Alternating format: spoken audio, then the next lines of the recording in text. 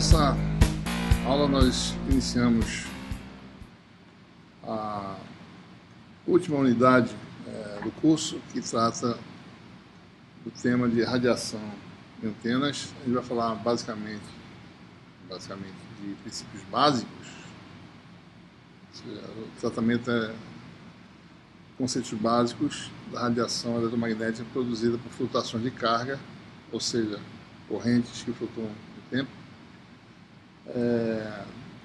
Um curso mais detalhado nesse tema é ofertado aqui no Departamento de Eletrônica e Sistemas, na disciplina de antenas, né, disciplina eletiva. Né. O nosso objetivo aqui é tentar mostrar como é possível, né, você desenvolver sistemas que irradiem energia eletromagnética de forma eficiente, de que forma você pode direcionar essa radiação, ou você pode expandir em larga escala essa radiação. Né? A radiação eletromagnética produzida por flutuações de carga é diretamente prevista pelas equações de Maxwell. Né?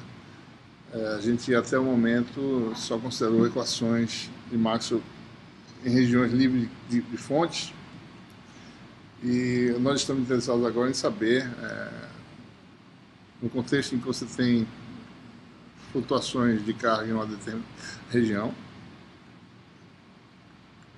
ou seja, em uma antena, por exemplo,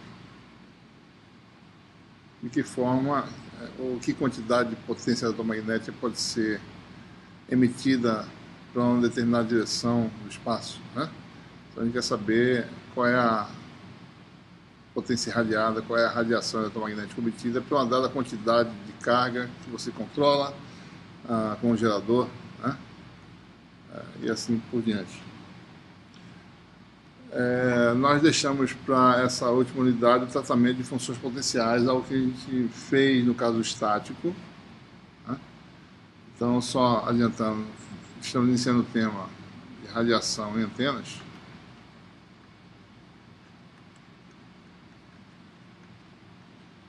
E da mesma forma que a gente fez no caso estático, a conexão entre fonte e campo através de grandezas intermediárias, né, que foram um potencial escalar, no caso elétrico, né?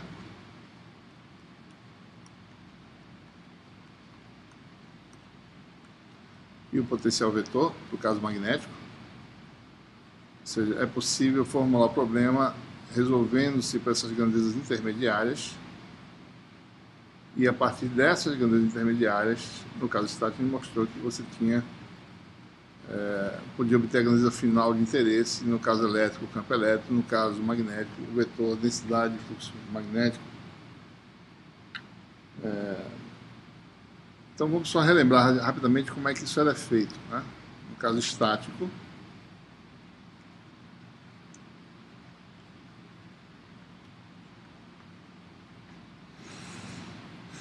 nós tínhamos equações para o caso elétrico, né? Digamos, o campo elétrico no caso estático é irrotacional, ou seja, rotacional de E é igual a zero. Essa equação que é válida no regime estático, e nós tínhamos divergente de D igual a ρ, que ainda está valendo no caso dinâmico. Né? Bom, e dessa equação nós podíamos escrever, né, das propriedades dos operadores diferenciais no espaço tridimensional, que o campo elétrico, tendo rotacional nulo, sempre é obtido o gradiente de uma função escalar.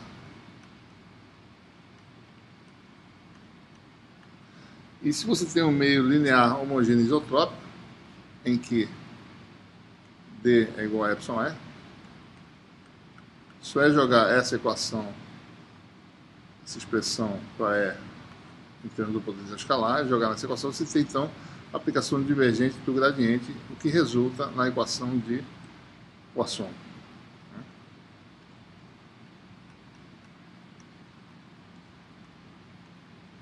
Então, nosso problema lá na estática consistia em fazer o quê? Resolver essa equação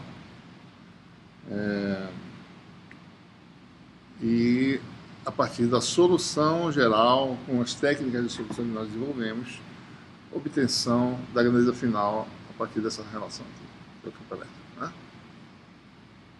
Da mesma forma, no caso magnético, no regime estático,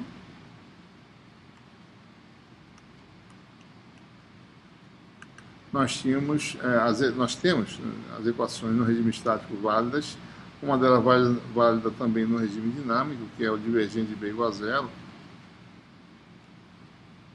E no regime estático, lei circuital de Ampère em forma diferencial, que é a rotacional de H igual a J. Dessa equação, nós tínhamos aquela propriedade em que, se o campo tem divergência nula, ele pode ser obtido do rotacional de um vetor, devido àquela identidade válida, qualquer que seja o vetor A, divergente do rotacional de qualquer vetor, igual a zero. Então, essa equação permitia essa relação, e da relação constitutiva no meio linear do tipo B igual a mh, tinha-se o quê, né? Rotacional de B sobre μ, isso seria rotacional de B igual a μ vezes J, e o B, por sua vez, sendo rotacional de A, você teria um rotacional duplo aplicado aqui,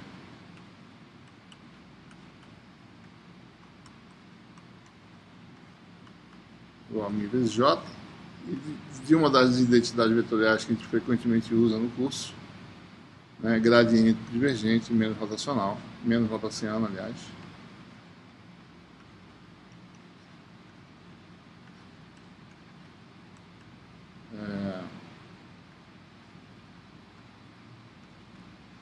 Nós tínhamos aí,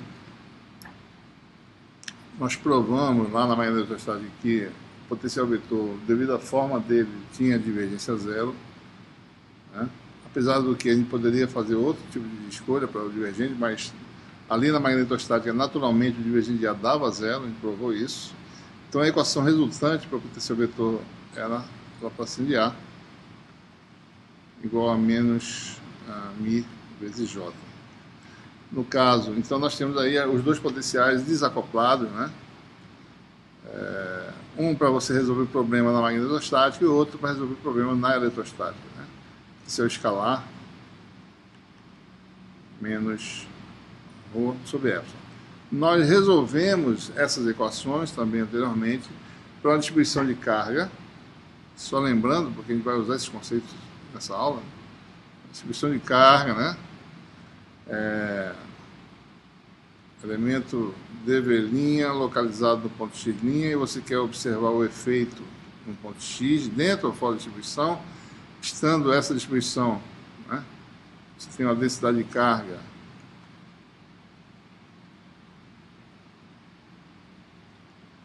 nesse ponto.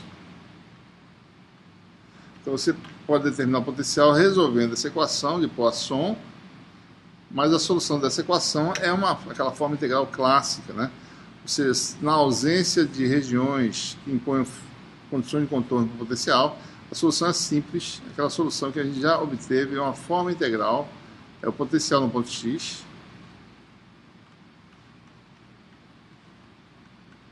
igual a integral, é aquela soma dos potenciais de cargas elementares, 4π epsilon, né? Uma vez que a nossa distribuição está imersa no meio de permissividade epsilon, x menos x'.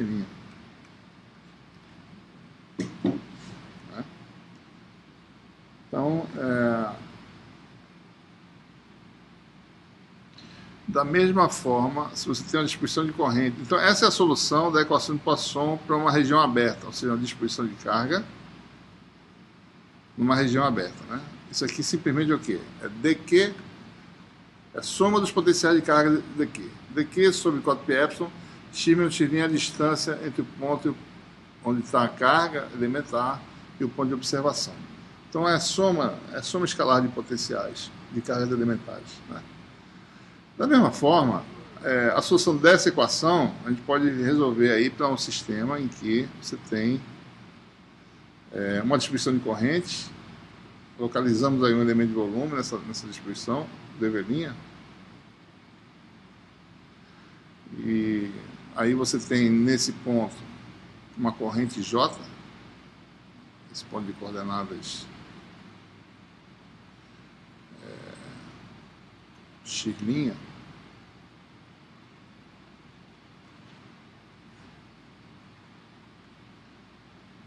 Então você tem aí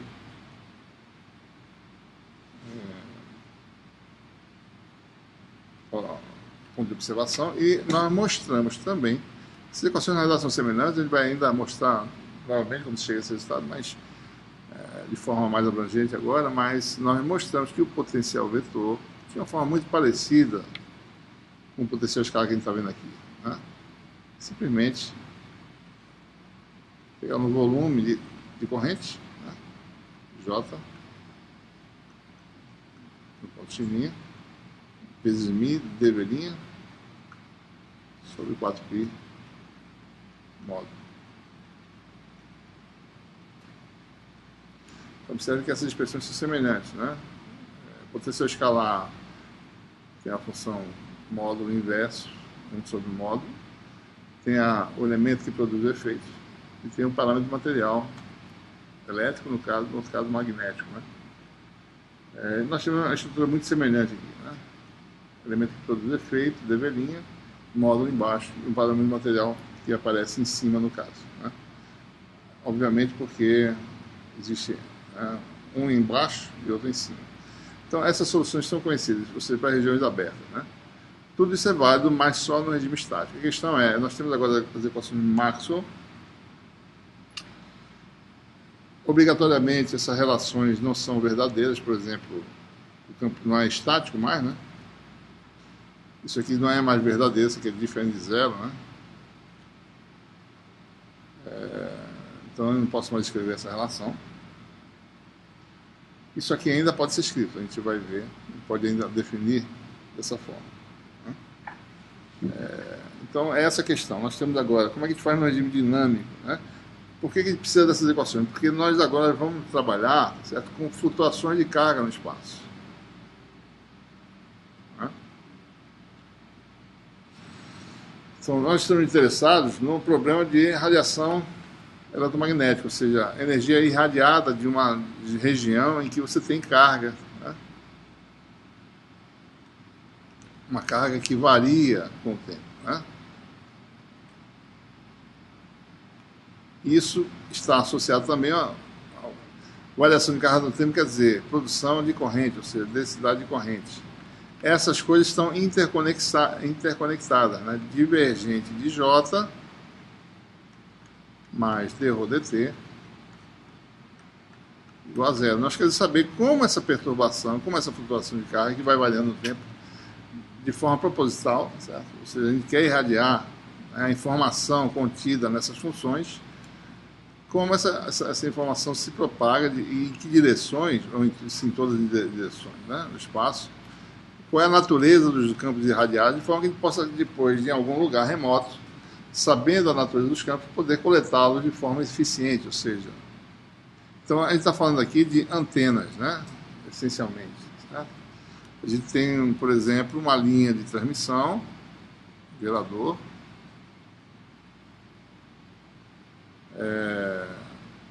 de repente, isso aqui tem uma certa dimensão, né? Eu posso tentar, se eu tenho uma corrente variando, né? Nós sabemos que tem uma onda estacionária, se isso aqui for um circuito aberto, né?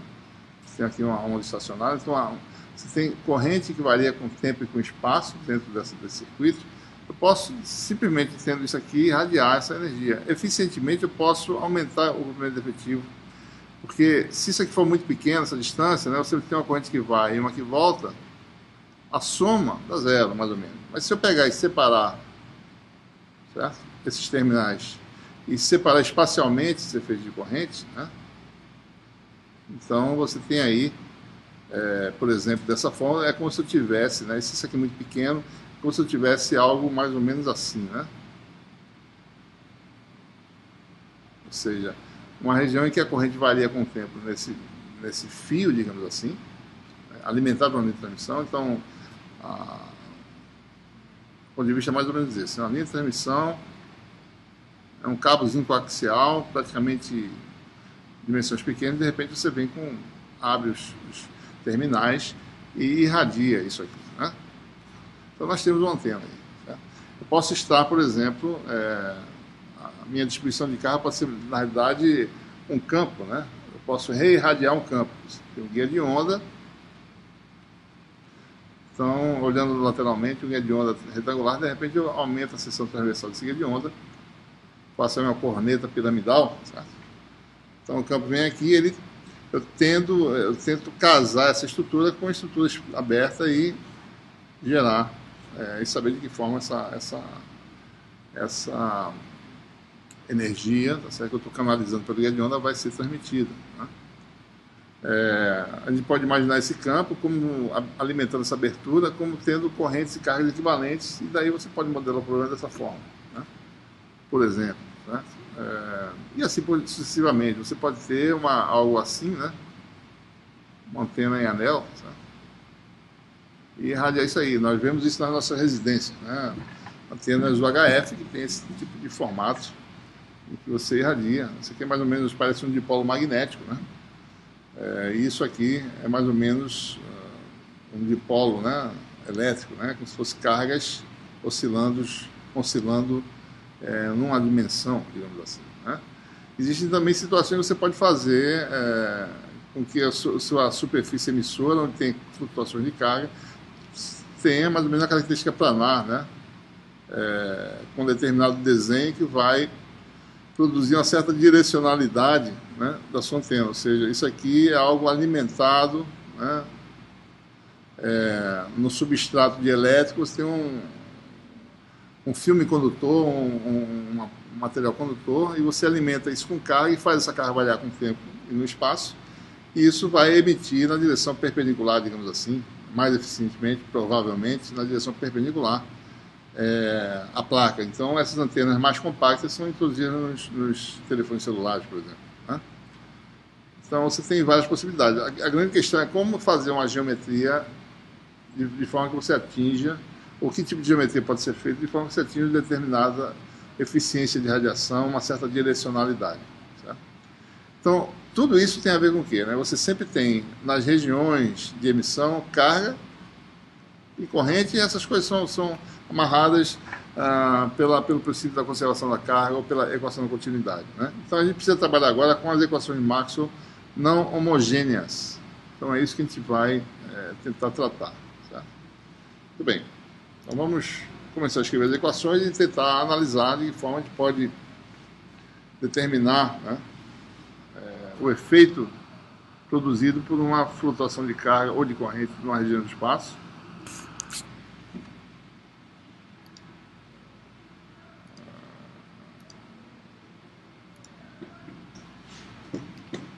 Então, vamos voltar, né, à nossa notação de campos, né, arredondados agora, porque nós estamos lidando com grandezas variantes no tempo novamente. Depois a gente vai falar sobre o regime senoidal. Então, o que nós temos? As equações de Maxwell. Vamos reescrever. Rotacional de E igual a menos dB dt. Divergente de B igual a zero.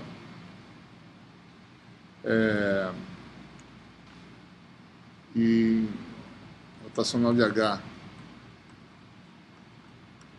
igual a J mais dd dt. Tem mais uma equação que eu esqueci, que é o divergente de D, né? Vou botar aqui do lado, divergente de D igual a ρ. A gente vai separar essas equações nas equações homogêneas e nas equações não homogêneas. As homogêneas são aquelas que só têm termos nos campos. E as não homogêneas são aquelas que têm, além dessas grandezas, as grandezas de fonte, ou seja, carga, densidade de carga e densidade de corrente. Então, por exemplo, a gente vai escrever assim de forma. A equação para o rotacional de E vai ficar dessa forma.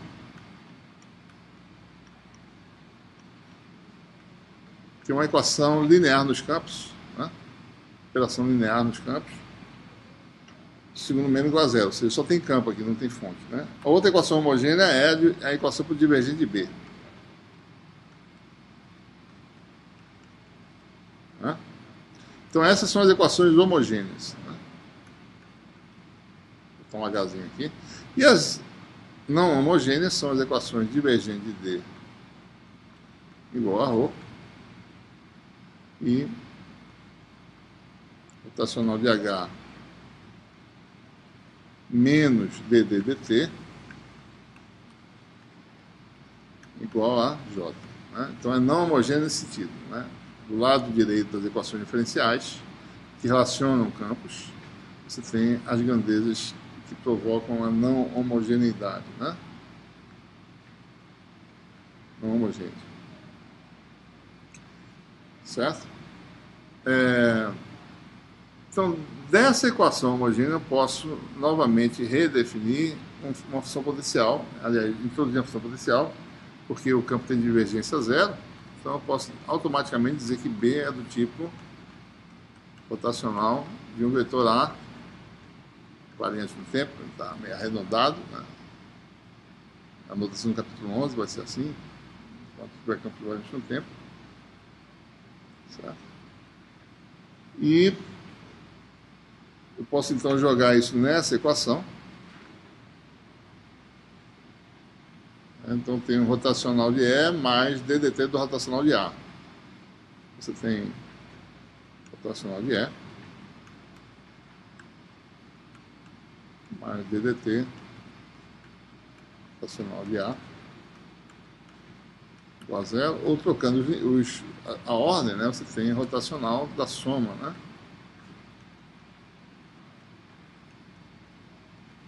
dA dt igual a zero. Então, primeiro, introduzindo o potencial vetor, está aqui. Uma vez descobrindo quem é, eu posso calcular o meu campo B. E agora nós temos essa equação aqui, que permite dizer que esse vetor agora,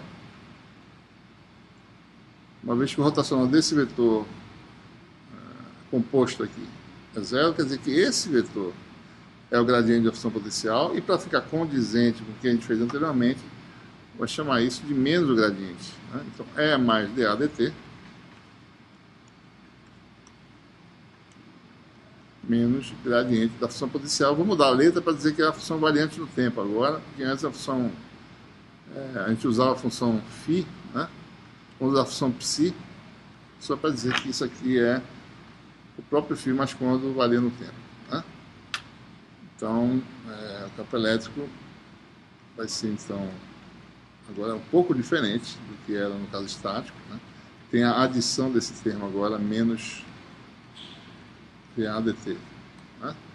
Então, é assim que a gente resolveria um problema. Uma vez obtidas as soluções para psi e para A, temos automaticamente a solução para B e, consequentemente, H, né? E para o campo elétrico. Né? Vamos admitir aí que nossa distribuição de carga esteja imersa num meio linear, nossa antena ou nossa distribuição de carga, de flutuações de carga ρ e J, né?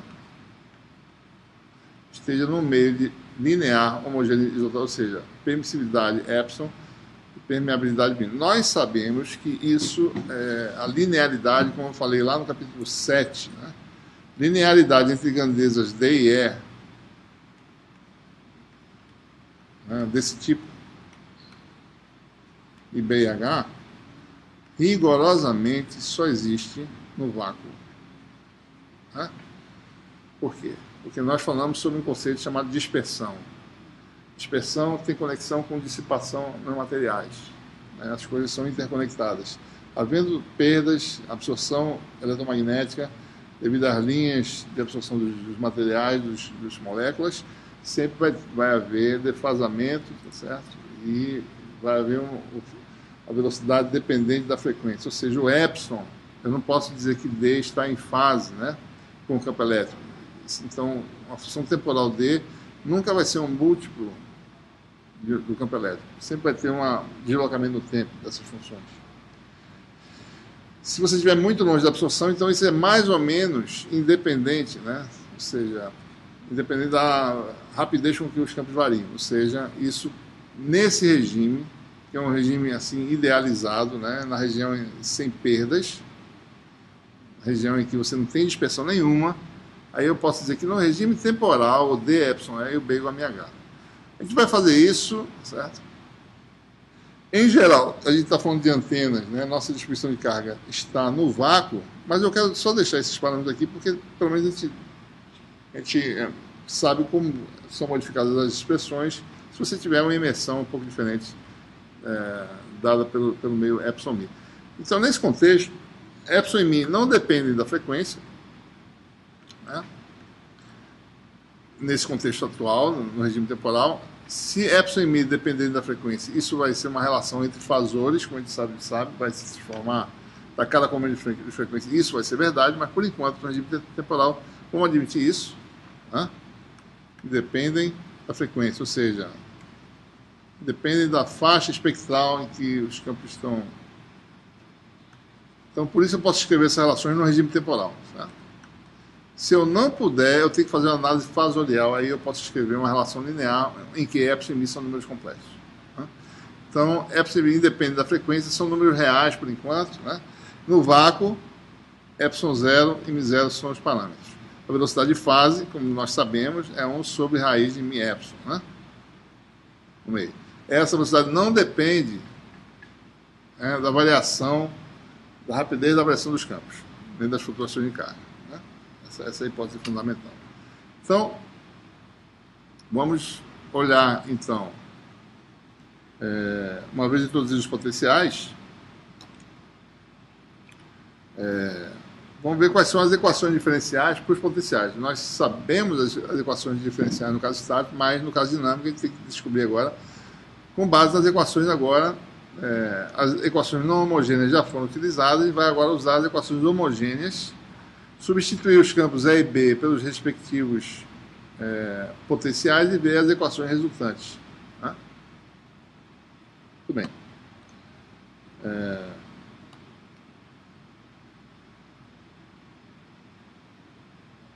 Então, dessa equação divergente de D igual a ρ, né? Desculpe, eu falei ao contrário, né? A gente vai inserir as definições dos campos de termos potenciais nas equações não homogêneas, que a gente usou agora as equações homogêneas. A gente vai agora para as equações não homogêneas e fazer, ver as equações que a gente vai obter. Então, divergente de igual a ρ, no caso de meio linear homogêneo e isotrópico, isso aqui vai dar, na verdade, isso aqui é a letra redonda, né? Redondo. Esse ρ é um ρ itálico, que a gente vai usar para dizer que ele é função de tempo, ρ reto, né? Esse ρ assim, mais deitado vai ser função temporal, isso aqui é fasor, né? É muito sutil a diferença, mas fica implícito aí se no regime que a gente estiver trabalhando vai descobrir se é temporal ou se é fasor. Então você tem a divergente de E igual a ρ sobre epsilon. Não, se o meio fosse não homogêneo, eu não podia tirar esse epsilon aqui dentro, porque é uma derivada de uma função, mas no caso o epsilon não depende das coordenadas, sai. E a gente joga então a definição do E, né? Que está aqui embaixo. Divergente dessa quantidade.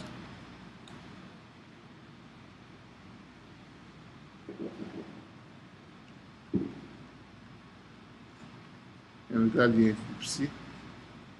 Menos dA dt.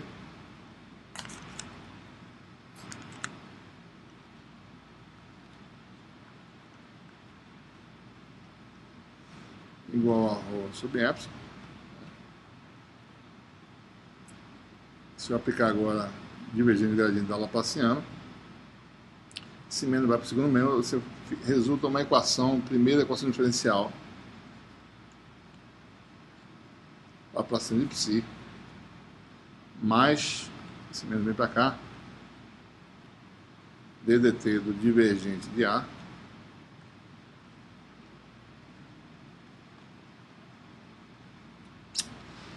igual a menos ρ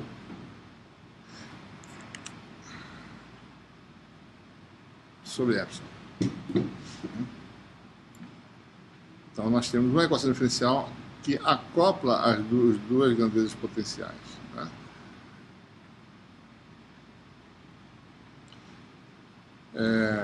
Usando a segunda equação não homogênea, que é o rotacional de H, né? Está aqui. A outra equação não homogênea está aqui, certo? Em que H é B sobre μ. E B é rotacional de A. Né? E por sua vez, D igual a epsilon E. E E é expresso em termos dos dois potenciais também. Né? Então nós temos o quê? Rotacional de H, vou botar o μ do lado de fora aqui, B sobre μ, menos dd dt, ou seja, menos epsilon dE dt, igual a J, esse J está muito reto, né? Vou fazer esse J arredondado, J. Vamos passar um μ para lá, vai ficar rotacional de B. Menos μ epsilon é 1 sobre a velocidade de fase, 1 sobre a velocidade da luz no meio. 1 sobre P2, dE dt. Rotacional de E não, né? Rotacional de B aqui está errado.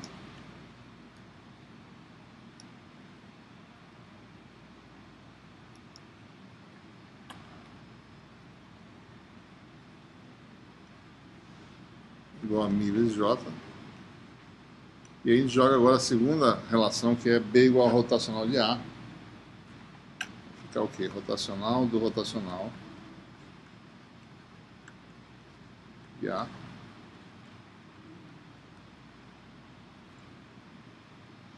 E o E, né? O E também, né? ddt.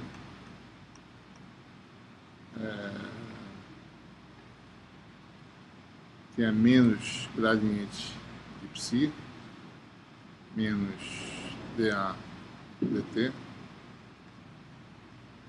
Vai dar um mais, né? Vamos dizer assim mesmo por enquanto. Igual a μ vezes J. E nós temos aquela identidade famosa, gradiente divergente.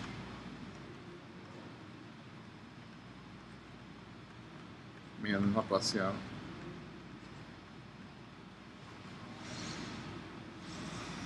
Aqui vai ficar mais, né?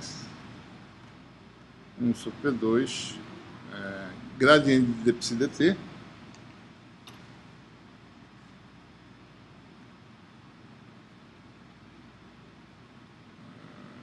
Antes de fazer isso, deixa eu já botar aqui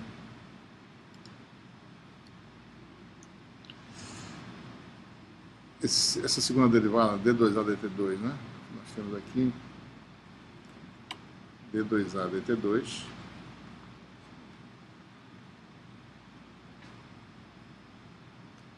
vai ficar mais gradiente de d psi dt mais 1 sobre v2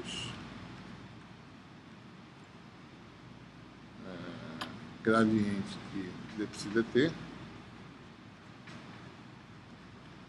igual a μ J, né? Então eu vou agora mudar o sinal, todo mundo vai ficar mais, esse aqui vai para mais, esse aqui vai para menos, esse aqui fica menos, esse aqui fica menos e aqui fica menos. Né? Então a gente pode reescrever assim, laplaciano de A menos, eu tenho um termo, uma estrutura conhecida, né, da equação da onda aqui aparecendo, P2A dt2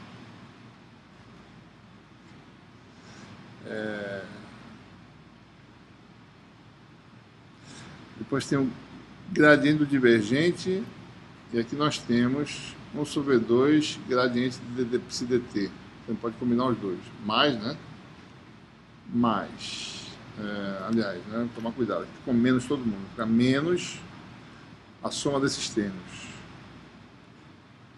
Gradiente de quem, né? Gradiente do divergente de A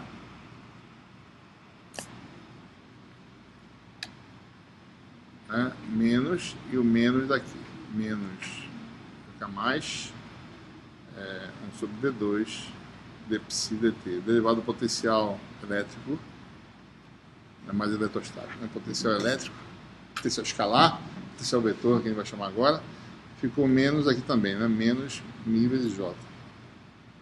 Tá aqui, fica mais fácil.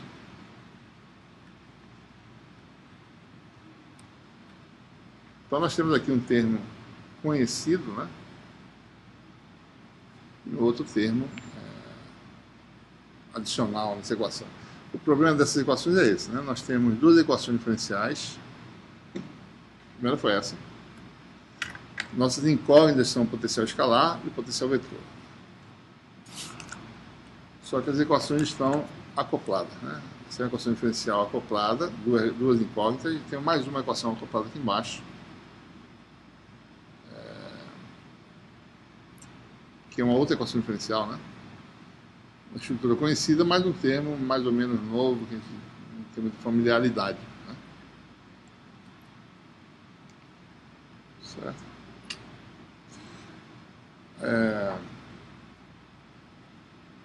Muito bem.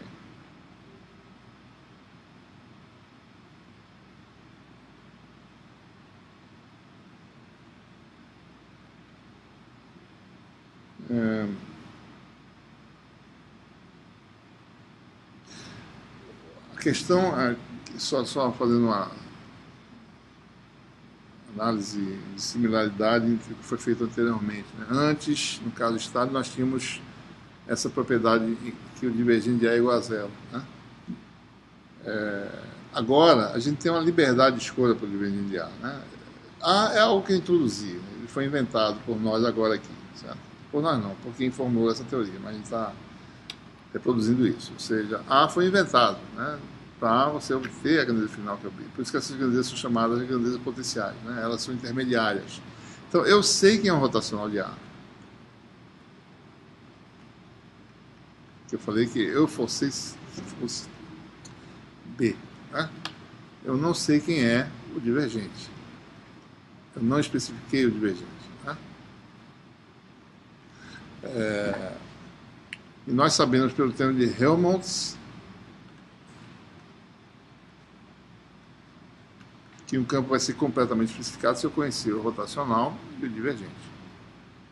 Então eu tenho arbitrariedade para escolher A, eu tenho várias soluções para A, elas diferindo apenas no divergente. Cada solução vai ter um divergente diferente, uma função f qualquer, né?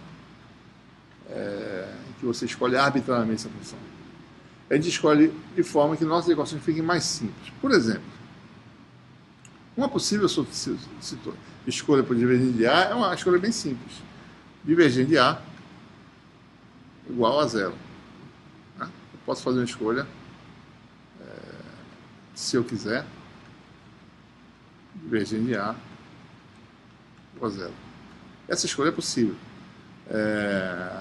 Essa é a chamada condição de Coulomb.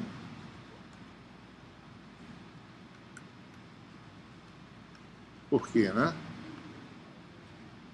Porque se eu escolher divergente de A igual a zero, a equação para psi fica simples. Esse termo aqui sai.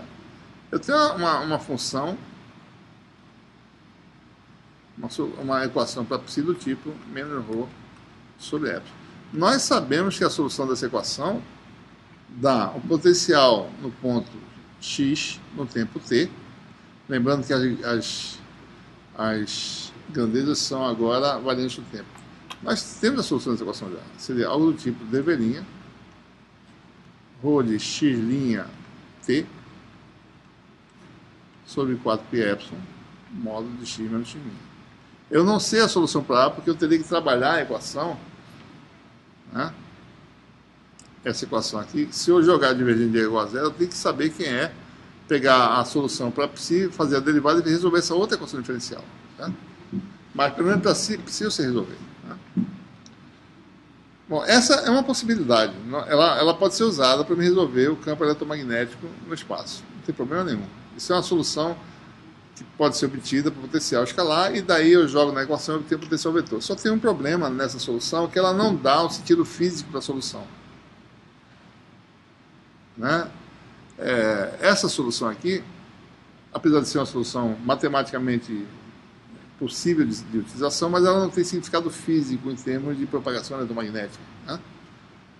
Note que essa expressão mostra que o efeito que seria o potencial num ponto X, devido a uma causa, que é uma fonte remota no ponto X', né, estão amarrados.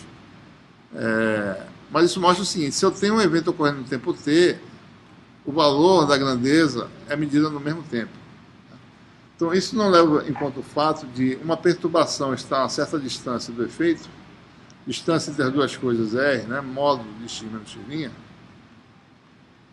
que se eu perturbo alguma coisa aqui no tempo t, o efeito real nós sabemos que vai ocorrer depois de um certo tempo, do tempo de propagação da informação daqui para cá, que a propagação se move com a velocidade da luz no meio. Então, essa formulação aqui de divergente de A igual a zero fornece uma solução potencial escalar, que é possível, mas não tem um significado físico esperado, né? E a gente fica perdendo o sentimento da solução. Ou seja, um evento aqui instantaneamente é calculado aqui, né? Então é isso que a gente não vai usar essa solução simplesmente por isso, né? Apesar do que ela poderia ser usada em trabalhar as equações e pode chegar numa solução também. Todas as soluções, em qualquer tipo de condição, seja de Coulomb ou outra condição, sempre vão levar o mesmo resultado para os campos A e B. Isso é a diferença. É H também, no caso, né? Os campos, no fundo, eles vão ter o significado físico esperado.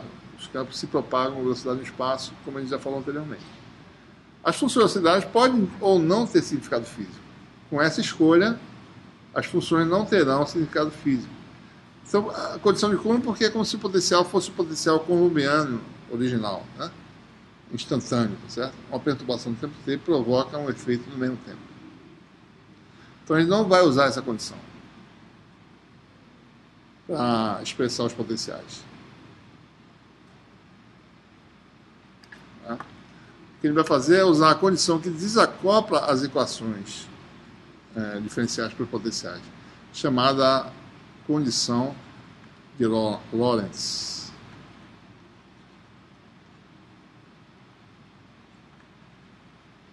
Essa é a condição utilizada para os potenciais eletromagnéticos utilizados em problemas de radiação eletromagnética e problemas de antenas, tipicamente, né? Na condição de Lorentz, simplesmente a gente examina a equação, o acoplamento principal que ocorre, né? Aqui, você observe que essa equação aqui tem esse termo, que é um termo de equação de onda, mais um termo igual a não... Deixa eu botar o igual aqui. Igual a essa não homogeneidade, né? Então, a condição de Lorentz é simplesmente obtida anulando esse termo, ou seja, escolhendo divergente de A igual a menos esse termo aqui, né? Então, a condição de Lorentz, que é a que a gente vai trabalhar, é aquela em que divergente de A é igual a menos 1 sobre V2 derivada do potencial escalar no tempo, derivada temporal, né? Então, essa é a conhecida condição de Lorentz. Por que ela é interessante? Porque ela vai desacoplar as equações, né? Então, eu tenho essa liberdade de escolha para o divergente. O divergente está escolhido, né? Suponho que eu saiba quem é psi, então o divergente está especificado. Então, não tem nenhum problema, né? Então, você fica então com a equação para o potencial, fica Laplaciano de A. Redondo, né? Às vezes eu esqueço disso, mas lembre-se que isso é um campo variante do tempo. Menos 1 sobre V2. D2A dt2 igual a menos μ vezes J. Né? E o potencial escalar fica como? Uma vez que eu escolhi o divergente de A, né, igual a menos 1 sobre V2 d psi dt, é só jogar nessa equação. Nós temos uma outra equação. Isso aqui é d psi dt menos 1 sobre V2. Vai ficar menos aqui. Então nós temos uma equação muito parecida com essa, que é Laplaciano de psi menos 1 sobre V2 derivada primeira vezes derivada primeira derivada segunda igual a menos ρ sobre epsilon. Então, essas são as chamadas equações da onda não homogêneas, né? Isso aqui é a equação da onda, são uma equação mais 3 aqui, se decompondo componente a componente. Você tem aí não homogênea porque você tem agora a fonte participando do lado direito dessa equação. Observe que se eu resolver uma dessas equações, eu automaticamente posso resolver cada componente dessa equação aqui. Né? Uma vez obtida a solução para ψ e para A, eu tenho os campos elétrico e magnético, e aí eu tenho o campo de radiação, qualquer que seja a distribuição em princípio. Tá? Então a gente vai construir a solução paulatinamente, da mesma forma que a gente fez no caso estático, na eletrostática e na magnetostática. A partir de elementos de carga ou elementos de corrente. A gente vai fazer análise para elementos de carga e com essa análise a gente pode generalizar as soluções para essas duas equações. Né? Muito bem.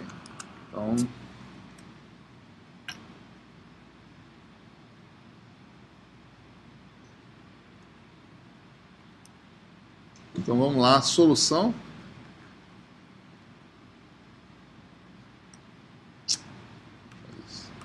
Da equação da onda escalar não homogênea.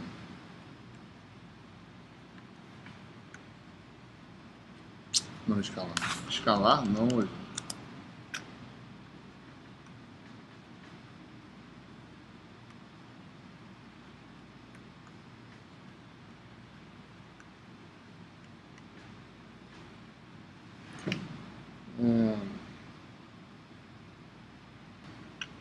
Vamos considerar inicialmente uma fonte pontiforme. Estou falando especificamente, no caso, a equação da onda escalar, a gente está tratando com carga, né? Vamos olhar novamente a equação, que é a equação agora lá passando de ψ, equação da onda não homogênea, menos 1 sobre V2 ψ dt2, igual a menos ρ sobre epsilon. Né? Então, a gente quer tratar, no caso, né, de uma carga pontiforme. Né? Então, vou falar dessa forma. Né? Você tem uma carga na origem, você tem coordenadas qualquer.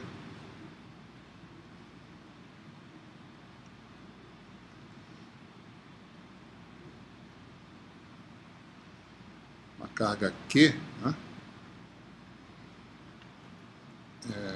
Que varia com o tempo, né? O valor dessa carga. Um limite é isso, né? Que se ela não variar com o tempo, a gente não tem a obtenção de um campo variante no tempo. Né? Então, uma carga aqui de T.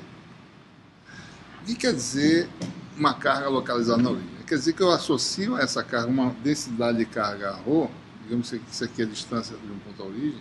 Né? Seu problema é que uma carga na origem, a função que ela descreve, a função potencial no caso, tem simetria esférica agora, certo?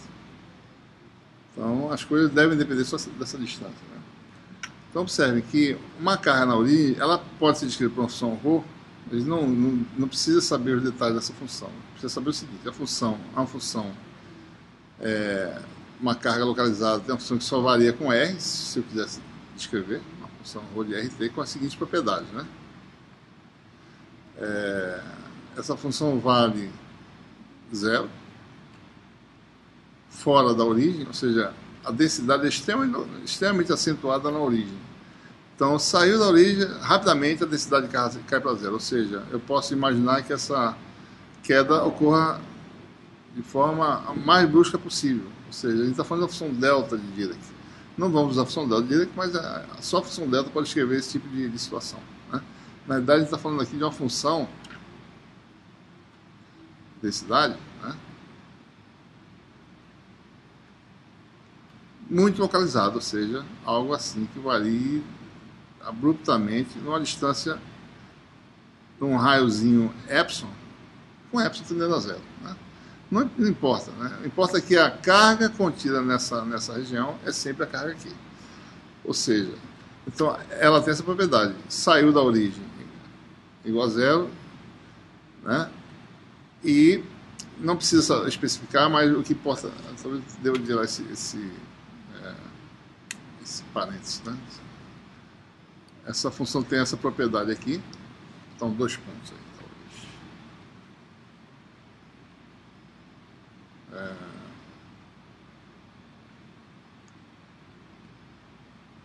Rho igual a 0, né?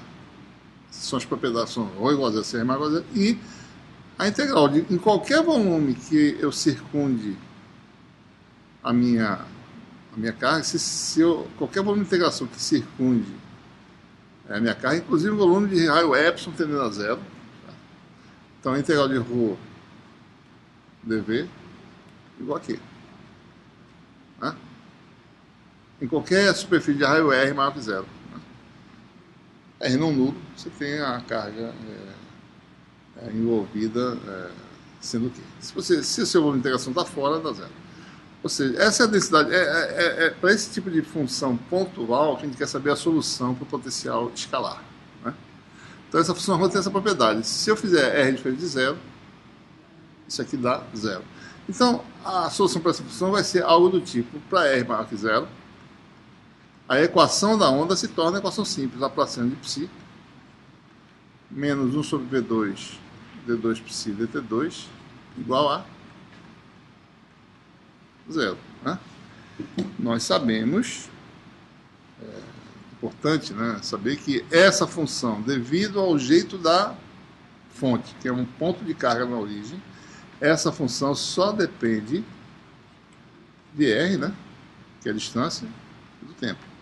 Isso é algo que a gente já sabe, porque a gente espera que as coisas sejam parecidas com o que foi no regime estático. Né? Então essa função é uma função de R, né, do tempo.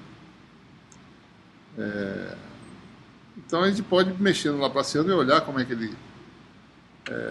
o Laplaciano de psi, então é uma função que só depende de R, né?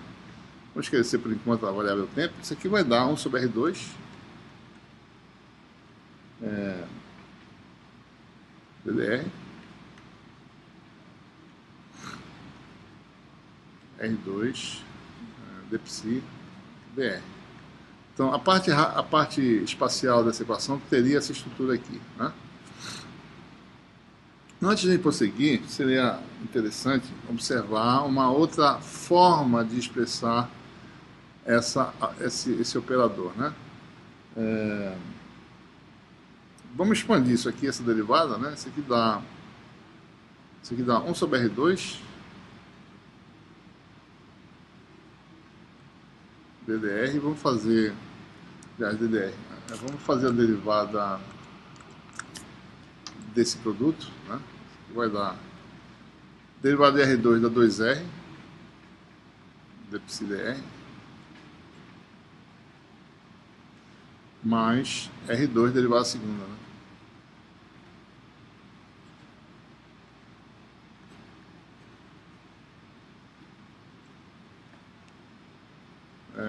Se eu quiser eu passo um R para fora, ele fica assim, fica 1 sobre R R d2 psi dr2, colocando as posições, mais 2. Esse é o Laplaciano, né, digamos assim, quando psi só depende de R, né? O Laplaciano precisa dar isso aqui.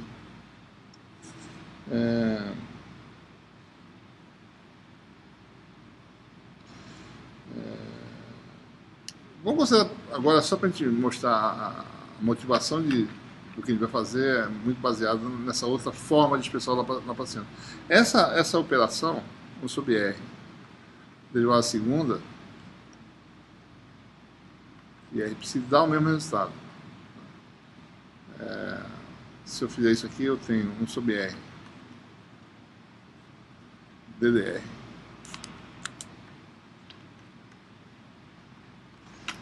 da derivada do produto, que vai dar psi mais R d psi dr.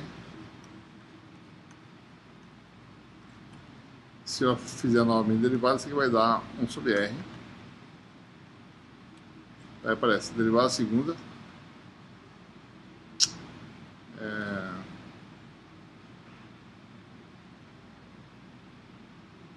derivada primeira, aliás, né? dψdr, né? dψdr, mais derivada do produto, esse com a derivada desse, mais a derivada desse, esse com a derivada desse, mais a derivada desse vezes esse, né? Derivada desse dá 1, então vai ficar dψdr, vai ser reproduzido, então vai dar um 2 aqui, mais R, derivada segunda de psi, d2psi dr2, ou seja, né? Essa estrutura tem um 2 dψdr, é idêntica, né? Tem um 2, então R, e aqui está o R de 2 φ dr2, né? Então, Laplaciano de φ para uma função radial pode ser escrito dessa forma aqui. Laplaciano de psi é a derivada segunda, no caso de uma função que só depende de R, do produto R psi.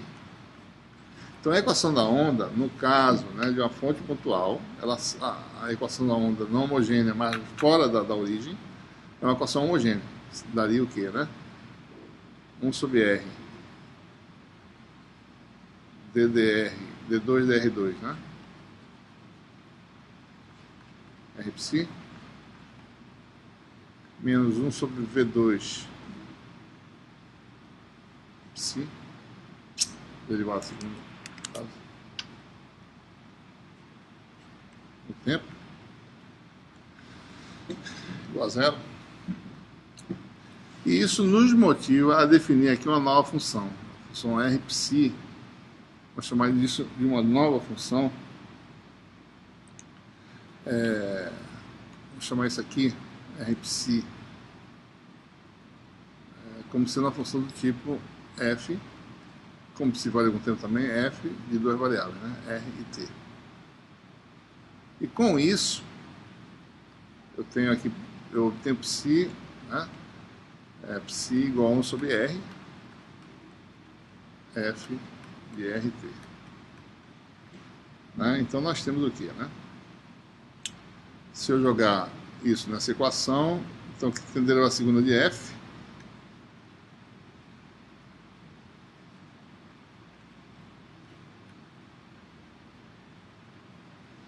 menos 1 sobre V2, o R sai, né? Porque a derivada parcial em relação ao tempo, 1 sobre R V2F.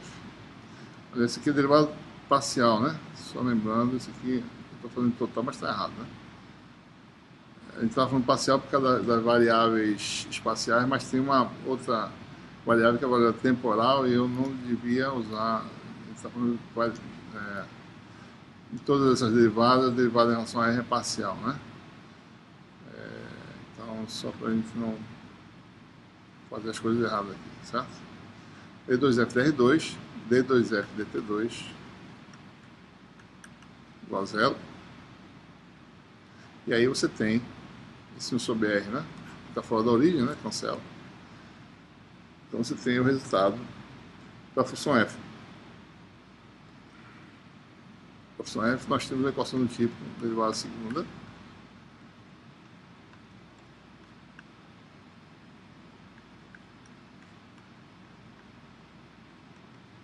e essa é a conhecida equação da onda escalar. Na forma unidimensional, né? Uma variável espacial em uma variável temporal. Na forma unidimensional que nós mostramos a solução desse tipo de função. A função f de RT admite duas possibilidades.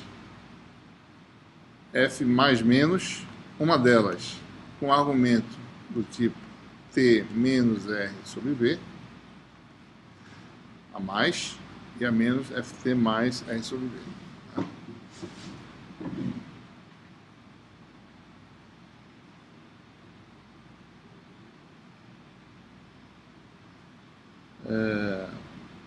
Então, observe, né? Essa onda F+,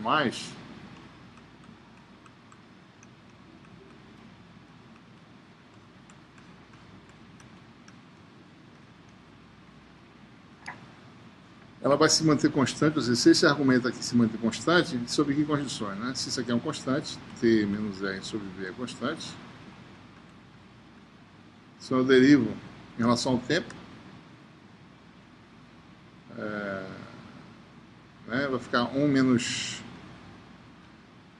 1 sobre v dr dt igual a 0. Então, para mim manter a amplitude dessa função f constante, eu tenho que ter dr dt igual a quem? Igual a velocidade v, velocidade da luz. Quer dizer o seguinte, essa função mantém a sua amplitude constante desde que eu esteja numa esfera de raio r, né? Igual a v, né? No determinado instante de tempo t. Se eu fixar esse instante de tempo nessa esfera de raio r, igual a vt, eu tenho todos os pontos dessa superfície com a mesma amplitude de f. Se o tempo progride, então esse raio, a nova amplitude, o mesmo valor de amplitude vai estar agora num novo ponto, a uma certa distância, né? Então a função f representa uma perturbação, né, cuja amplitude constante está sempre numa esfera, uma superfície esférica de raio que vai se expandindo, né? Então isso é uma perturbação divergente, né? A função f+,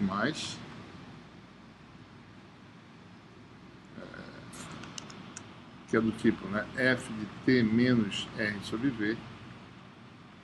No caso que a gente analisou anteriormente, nós tínhamos um sistema de coordenadas cartesianas, está falando esférica, então a gente vai a partir da origem e vai expandindo essa perturbação, uma perturbação divergente, né? Ela diverge da origem. A outra solução é possível também, né? A solução f+, f- no caso.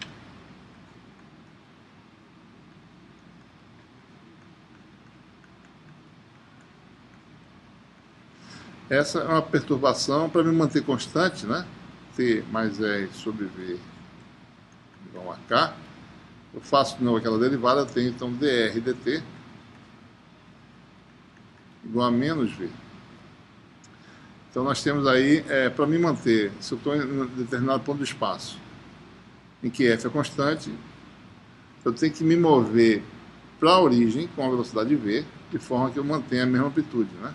Com a velocidade dr dt em que r diminui com o tempo, né, para me manter sempre a mesma amplitude. Então essa solução seria uma perturbação convergente para a origem, né?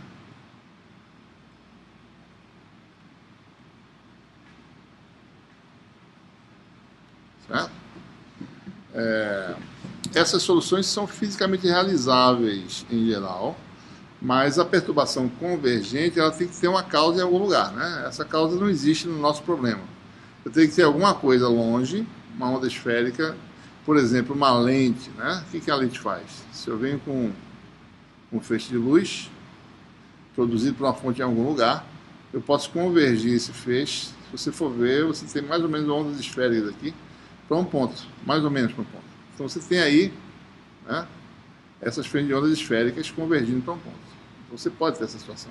Não é o nosso caso. No nosso caso, nossa causa está na origem, não está remotamente afastada. Então a solução fisicamente realizável, no nosso caso, é a solução f+, né? É aquela perturbação divergente que está sendo causada pela perturbação, pela flutuação de carga na origem, né? Então essa é a natureza de nossa solução. Então, para esse problema, nós estamos mostrando o quê? Que a nossa solução é do tipo f de rt, é a solução f+, cujo argumento é do tipo f de t menos r sobre v. Isso mostra que a perturbação, o efeito, se propaga no espaço com a velocidade da luz v. Essa não é a onda associada à função potencial ainda, né? A função potencial, por sua vez, obtida dessa solução é do tipo f de t menos r sobre v sobre r, né? A amplitude vai diminuindo com a distância r, né? Mas a fase que está mais ou menos contida nessa função, vou falar em fase, digamos assim, né, ela se mantém fixa quando esse argumento está constante, né? Essa, por sua vez, é a conhecida solução da equação da onda, chamada de a onda esférica divergente. Onda esférica é toda aquela perturbação que tem um argumento desse tipo e a variação no espaço do tipo 1 sobre R. A gente vai ver adiante que a variação de ondas com 1 sobre R, do tipo onda esférica, são necessárias para a conservação da potência eletromagnética. Né? Uma vez que potência vai com quadrado de amplitude, né? Certo? O quadrado de amplitude aqui seria 1 sobre R2, e a área da esfera aumenta com R2, então o fluxo de potência se mantém constante. Então, daí a necessidade de você sempre ter um termo dominante, como a gente vai ver nos casos que a gente vai trabalhar, sempre do tipo 1 sobre R. Né? Então, isso aqui é uma onda esférica divergente. Divergente a partir da origem. Né? Se tivesse usado outra solução, nós teríamos uma onda esférica convergente para a origem. Né?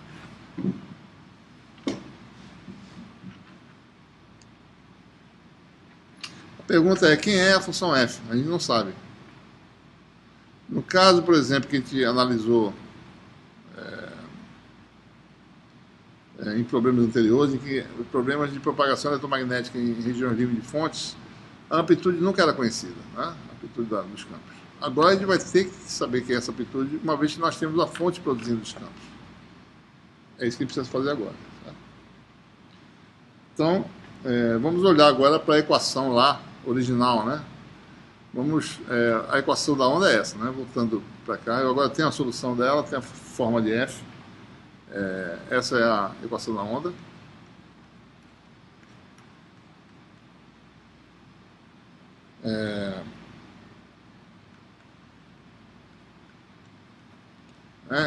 O que eu quero fazer? Eu quero levar em conta essa carga na origem. Eu estou botando de volta isso aqui. Eu quero integrar em torno da origem.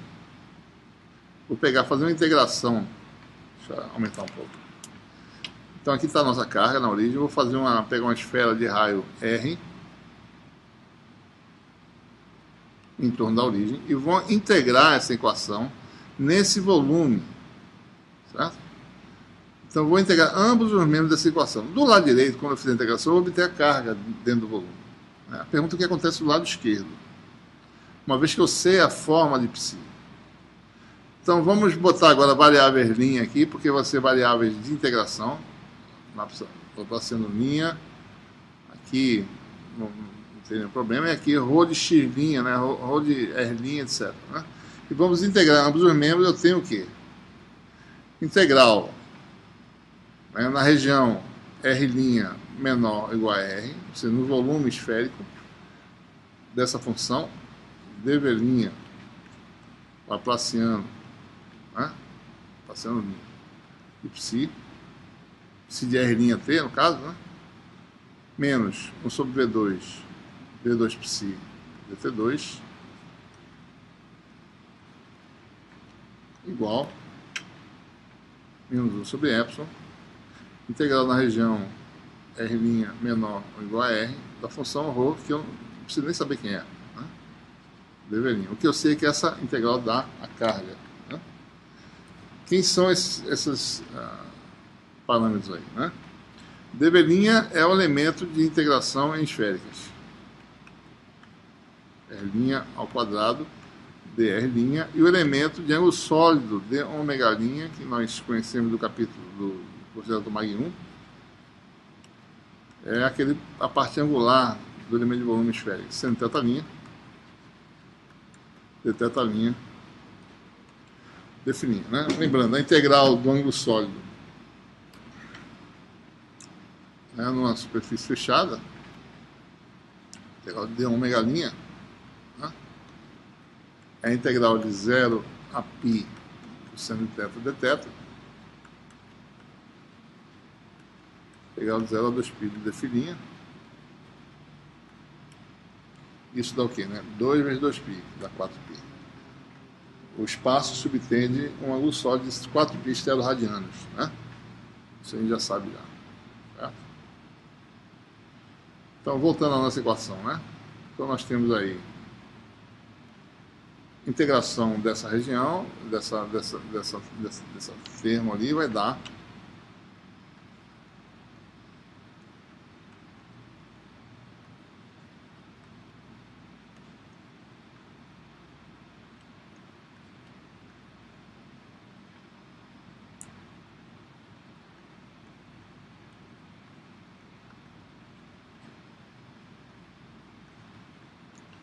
igual a menos Q, né, no tempo t, Q de t, sobre epsilon.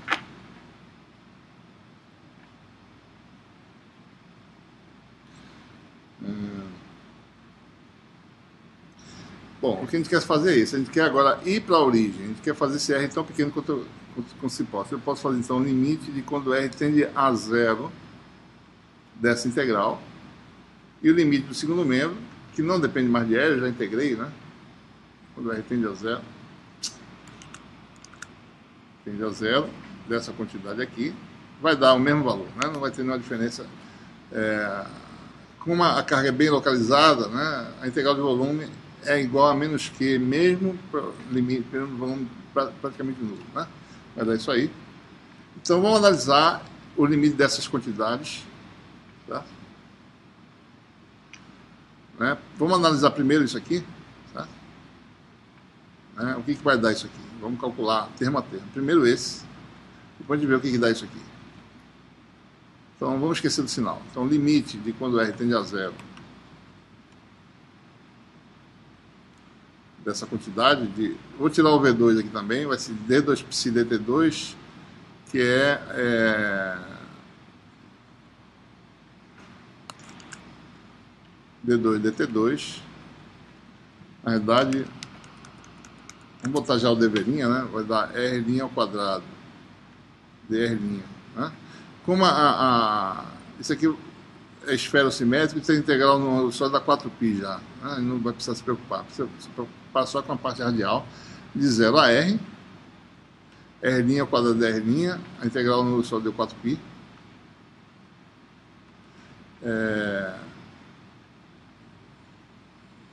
Psi está aparecendo aqui, né? É 1 sobre R', né?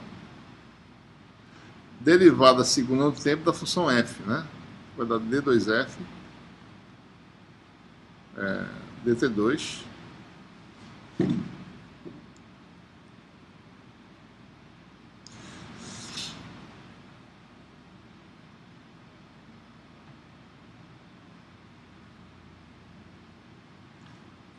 isso aqui dá o quê, né? Eu posso tirar essa derivada para fora da integral, né? Isso aqui vai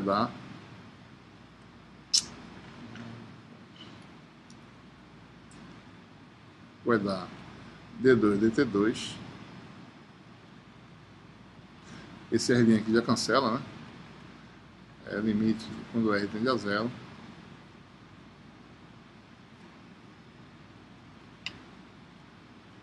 Derivada segunda saiu, então ficou integral de 0 a R, né?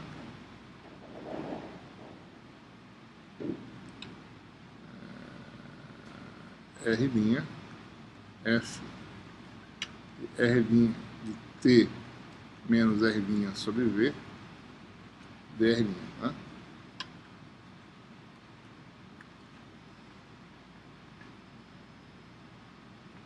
Olha, isso aqui quando eu posso botar R' igual a zero no limite, fica simplesmente D2f dt2. Posso já fazer R igual a zero no limite, né? Não tem nenhum problema. R' vai dar praticamente na origem, vai dar zero. Então você fica com derivada segunda d2f dt2, derivada total. Integral de R dr dá R2 sobre 2 e o limite de quando isso tende a zero de R2 sobre 2, obviamente isso aqui vai dar zero, né? Então esse segundo termo no limite em que R tende a zero, isso aqui não vai fazer parte da nossa formulação, isso aqui não existe, né? Vou botar ele aqui. Segundo termo deu um termo finito, agora resta saber o que é isso aqui.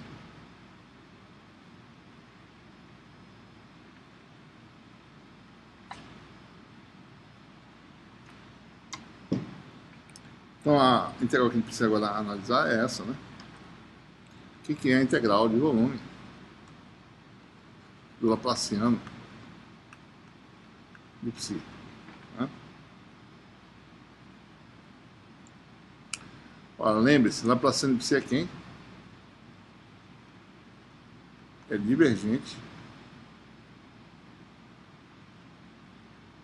do gradiente de psi, né?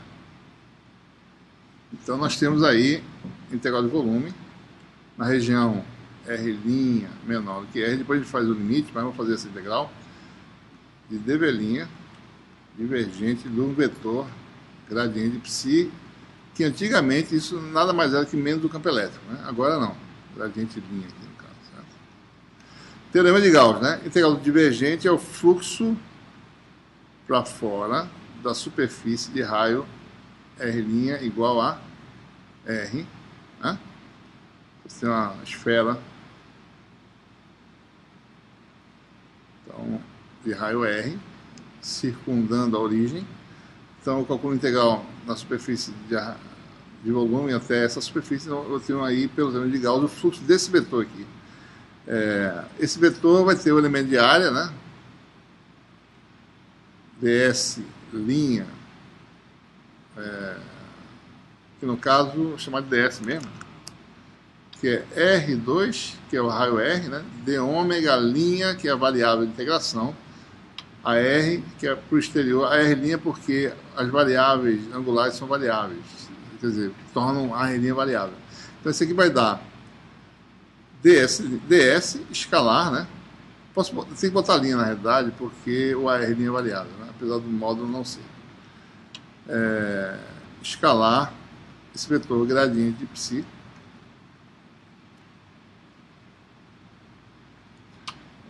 isso aqui vai dar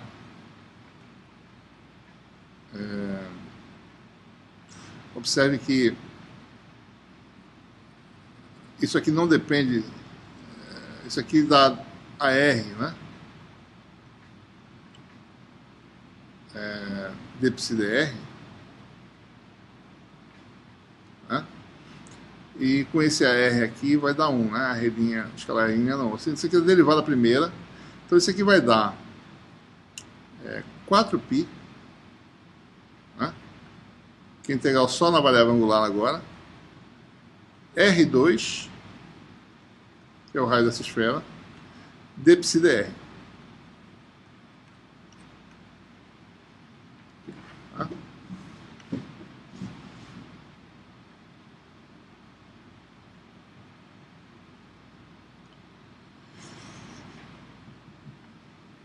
Muito bem. Então, é isso que nós temos. Vamos calcular d psi dr. Aqui tem um espaço. Vou achar um espaço aqui em algum lugar. Lembrando, a gente está calculando aqui o que exatamente? Estamos calculando a integral de volume disso aqui, né? É isso que a gente quer. Eu acabei de falar que isso aqui dá 4π.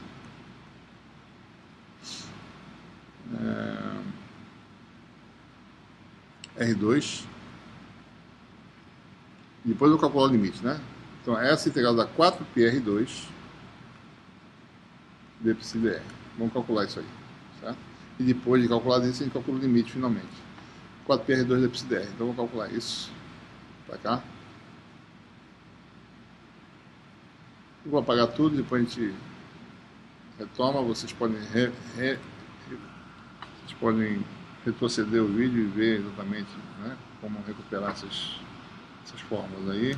Vamos apagar tudo aqui.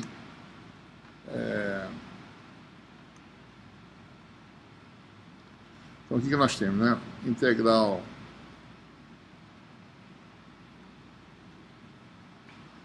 na região R' menor do que R, né?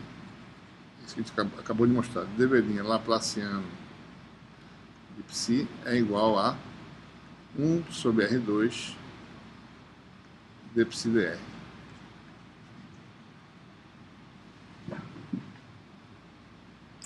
Se psi é dado por f de t menos r sobre v sobre r, então vamos calcular essa derivada. Regra da cadeia, d psi dr vai ser derivada desse vezes esse, derivada em relação a esse argumento u, né? 1 sobre r df du, onde u é esse argumento, du dr dá menos 1 sobre v, mais a derivada de 1 sobre r vezes f, ou seja, menos 1 sobre r2 f t menos r sobre v. Né?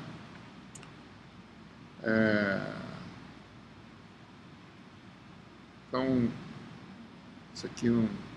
Bom, isso aqui vai dar isso, né? Vai dar menos 1 sobre V, 1 sobre R df du. Não importa que derivada é essa, vai ter um valor bem comportado, fisicamente realizável, né? A função finita, não tem nenhum problema. E aqui você tem um outro termo que é menos 1 sobre R2 f de t menos r sobre v. Bom, o que nós queremos, né? Calcular R2 vezes isso, multiplicando por R2, passa direto para cá, vai dar, isso aqui sai, vai ficar R em cima, né? E aqui cancela. R2 com R2 cancela, dá termo unitário, né? Então, R2 vai dar diretamente isso aqui. E o que nós queremos é um limite, né? Limite de quando R tende a zero. Vamos recapitular. Que é o primeiro termo da integral, né? Da integral de dv' laplaciano de psi. Então, vai ser o limite dessa quantidade. Tem um 4π que eu esqueci, né, pessoal? Tem um 4π lá de trás, tá certo? Vai ficar... botar o menos na frente, menos 4π. Aí você tem limite disso, 1 sobre V, limite, quando R tende a zero, de R df du, cuja estrutura eu falei não importa, mais limite dessa quantidade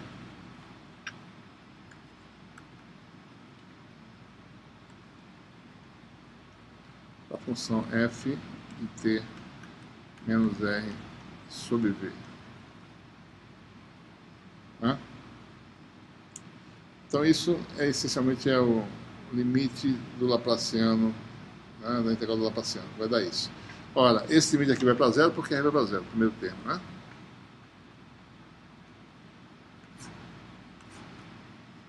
Segundo termo, quando r tende a zero, esse termo vai para zero, então vira f de t. Ou seja, só reescrevendo aqui.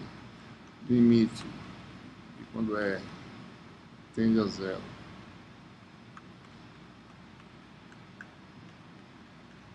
existe e vale f de t. Certo? Então é isso que nós temos na nossa equação homogênea, né? Recupere aí o que nós tínhamos anteriormente. Então nós temos, tem um 4π na frente, né? Então, isso aqui vai dar o que, essencialmente, né? Opa, volto para cá. Isso aqui vai dar menos 4π f de t. Então, esse é o balanço da equação diferencial. O lado esquerdo da equação diferencial dá isso, que foi o processo Schmidt. E o lado direito deu o quê? Menos q de t sobre epsilon. Tá? Então, descobrimos quem é a função f. A função f simplesmente é q de t sobre 4π epsilon. Essa é a nossa incógnita. Quem é a função f em relação à carga pontiforme da origem? O que quer dizer isso? Bom, se f de t é dado por isso, quer dizer que f de t menos r sobre v é q de t menos r sobre v sobre 4π epsilon. E aí nós temos a solução para o potencial de uma carga pontiforme. Né? Então, o potencial variante no tempo de uma carga pontiforme na origem é Q de T menos R sobre V, 4π epsilon R. É muito parecido, né, com o potencial eletrostático com o efeito da propagação finita. Então, uma carga pontiforme na origem produz um potencial escalar no espaço, retardado, né, de um tempo que é deslocado de R sobre V. Um evento que acontece em T igual a zero da origem só vai ser sentido no tempo t igual a r sobre v no ponto a uma distância r da origem. Ou seja, uma perturbação de carga, uma variação da carga no tempo t,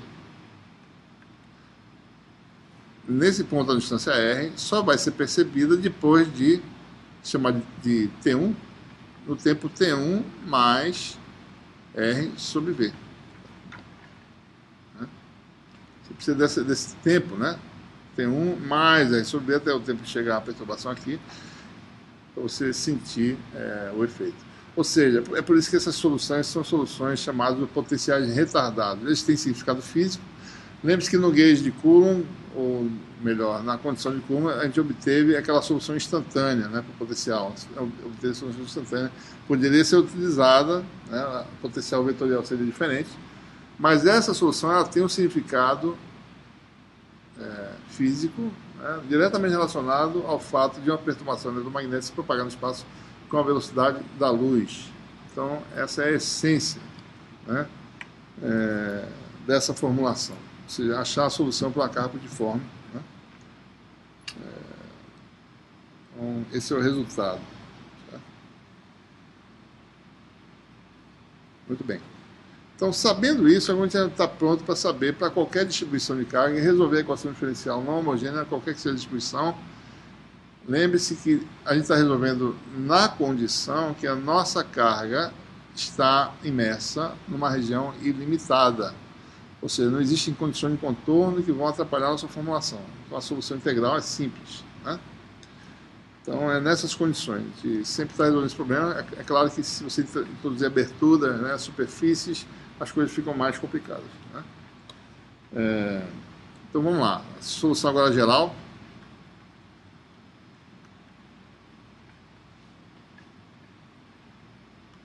Da equação não homogênea, né?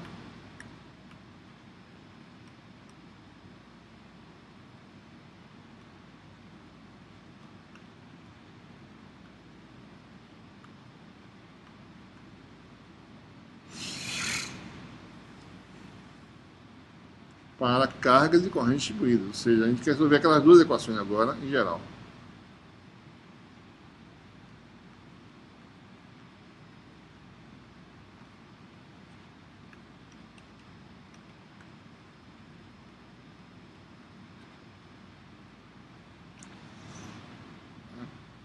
Então, acabamos de mostrar, né, que a solução potencial no ponto X, vamos generalizar agora os conceitos, eu tenho agora uma carguinha num ponto X', vamos botar aqueles vetores nossos conhecidos do curso como um todo, o efeito no ponto X, o efeito se propaga entre esses dois pontos com a velocidade da luz. Né? Nós sabemos que se eu tiver uma carga nesse ponto, variando no tempo que ele tem, né? Então, o potencial escalar que a gente obteve pode ser calculado agora de forma mais genérica, né? Que ele T, calculado no tempo T, o que? Menos R, que é módulo de X menos X' sobre V, sobre 4π.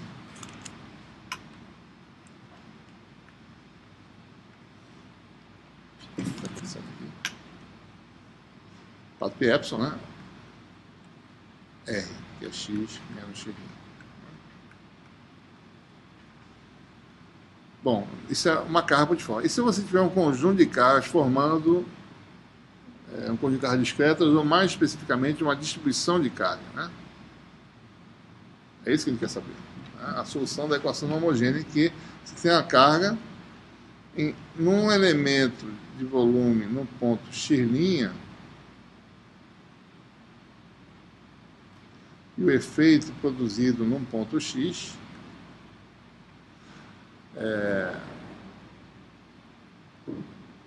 esse elemento aqui é dV'. Ora, a carga no instante de tempo t nesse ponto é quem? dq de t, igual a densidade de carga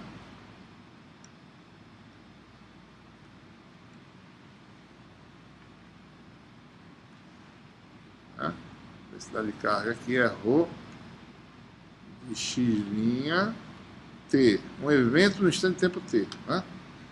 Isso aqui vai dar o quê? Rho x' t dv'. Né? Potencial, essa cargazinha, ainda temos superposição, tá? Produz um efeito de psi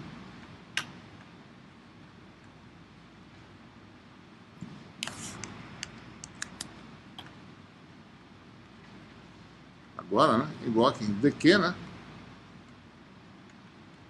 Vamos chamar esse tempo, vamos introduzir um parâmetro aqui que vai ser importante para não ficar botando esse argumento toda vez. O tempo retardado t' é dado por t menos x menos x', que é o r, né? Sobre a velocidade de propagação no meio, que é v. Então vamos sempre usar esse t'. Então toda a grandeza do potencial no ponto x, ele vai ser o quê? Vai ser calculado com a carga Q no tempo retardado, dq de t', né? Sobre 4πε, x menos x'.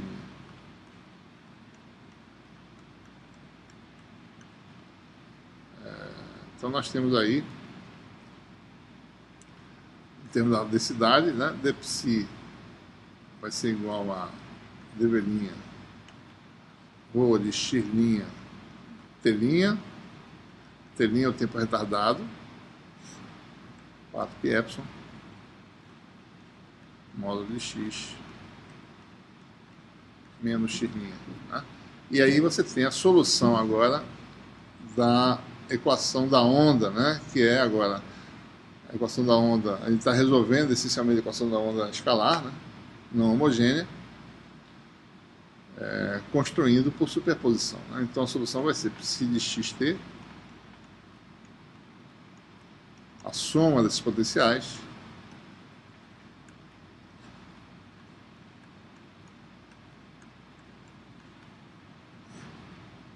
π x menos x', que você tem que jogar sempre, que agora o t' depende das coordenadas, né? Só lembrando isso, não deve ser desprezado. Essa é a parte mais importante disso aí. T' é um tempo retardado que depende das coordenadas envolvidas de x', tá? Sobre v, certo? Então essa é a solução de quem? Solução da equação da onda escalar não homogênea.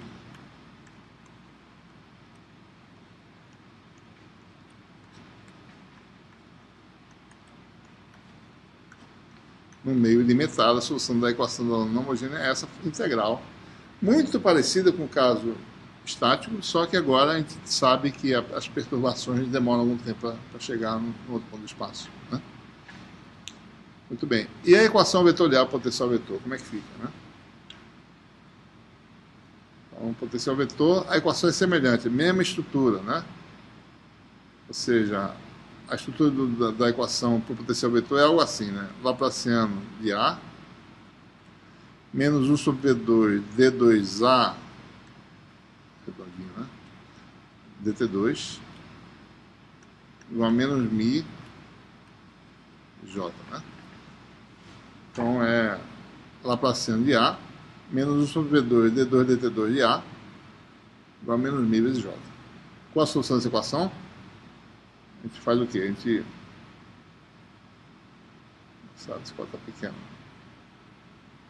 Agora meio pequeno, porque eu estou no meio do quadro. Vamos para cá. Esse pedacinho. Né? Olha, Laplaciano de A pode ser escrito assim. Soma de I igual a x até z, né? X, y, z. 3 valores de AI.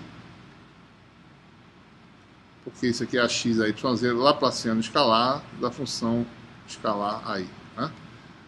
E J pode ser escrito como soma de I igual a x até z. E aí, JI. Então, Laplaciano de A, derivada segunda, né, de A, você pode fazer da mesma forma. Então, a gente tem algo do tipo soma, né, I igual a x até z. Você tem Laplaciano de AI daí o vetorzinho unitário que sai das operações, porque ele é constante, a x é yz, menos 1 sobre v2, d2, aí, dt2, igual a menos mi, soma, igual a x até z, e você tem o vetor unitário, né? Aí, JI. Né? Então nós temos três equações igualando componente a componente, nós temos equações escalares. Nós temos então a equação da onda escalar não homogênea, do tipo, para cada componente, Laplaciano de AI, menos 1 sobre V2, D2 AI, dt2, menos mi, JI. Solução dessa equação é obtida por inspeção. Basta olhar o que nós obtivemos aqui, certo? Essa equação escalar, né? Porque seja ela, certo? Tem como solução essa forma integral. Então, para a gente obter a solução para A, o que a gente faz? Pega psi, substitui por aí, né? Rho a gente chama de JI, e 1 sobre epsilon chama de mi. Então a gente tem, só jogar nessa expressão você tem a componente I, né? Aqui você vai ter AI, aqui vai ficar, isso sai, fica um mi em cima, isso aqui sai, vira um JI, e o resto fica a mesma coisa. Então a solução para a iésima componente do potencial vetor é o quê? AI igual a integral dv', mi JI de x', t' é o tempo retardado, que a gente definiu anteriormente, 4π módulo de x menos x'. Né? E se a gente agora recompõe, você soma ambos os membros, multiplica por aí. Aí é ax a yz. Aí não é variável, pode entrar aqui na integral. Eu venho aqui e somo. A soma pode trocar, eu posso jogar aqui dentro a soma, né? Então eu tenho o vetor J do lado de cá e o vetor A do lado de lá. Então tem a solução da equação vetorial, da onda vetorial, a integral dv' mi J x' t' sobre 4π módulo de x menos x'. Observe que essa forma é idêntica à forma do potencial vetor, no caso magnetostático, mas agora a gente sabe que existe propagação eletromagnética, ou seja, t' é o tempo retardado, t menos módulo sobre v. Né?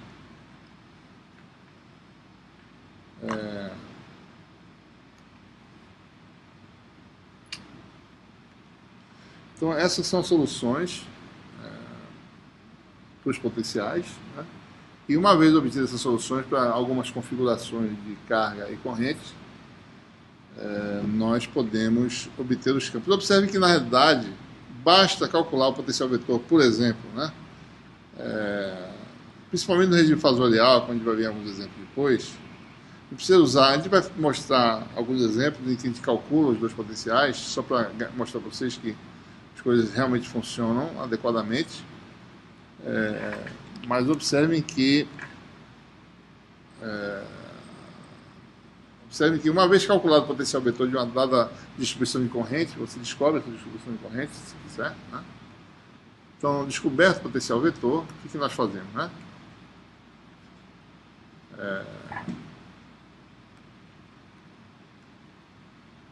Obtido A, né, por integração, então você obtém o B,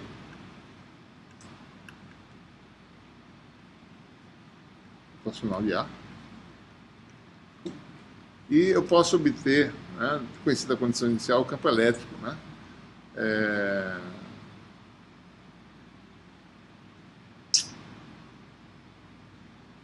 Posso obter um campo elétrico longe da distribuição, né? Porque o nosso objetivo geralmente é calcular na região em que não tem a distribuição as flutuações de carga. Então, nessa região, J igual a zero e ρ igual a zero. Então, nós temos aquela equação rotacional de H,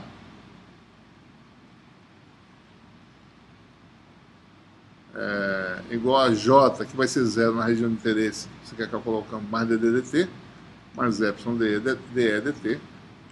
E, em princípio, eu tenho a derivada do campo, eu posso integrar isso aqui, H igual a B sobre μ, eu tenho dE dt. Em princípio, eu poderia calcular assim, né? H igual a B sobre μ, sobre μ epsilon, né? Ou seja, V ao quadrado, né? Rotacional de B. Epsilon vem para cá, H igual a B sobre μ, dá 1 sobre μ epsilon. Então, esse aqui você tem velocidade de propagação. A gente pode usar uma condição inicial, em t igual a zero, certo? Campo nulo, por exemplo, né? E integrar isso aqui. Obviamente, no regime fasorial fica ainda mais fácil, né? Isso aqui se transforma em j ômega epsilon, né? Então, não vai ser problema nenhum. A gente vai mostrar os exemplos. A gente vai mostrar como calcular diretamente, né? A gente calcula o psi e calcula o A, daí a gente vai calcular para uma situação específica e depois a gente vai... a partir daí você tem o campo elétrico diretamente, menos gradiente de psi, menos dA dt, e B já calculado mais rapidamente, igual ao rotacional de A. Certo? Ficamos por aqui nessa aula.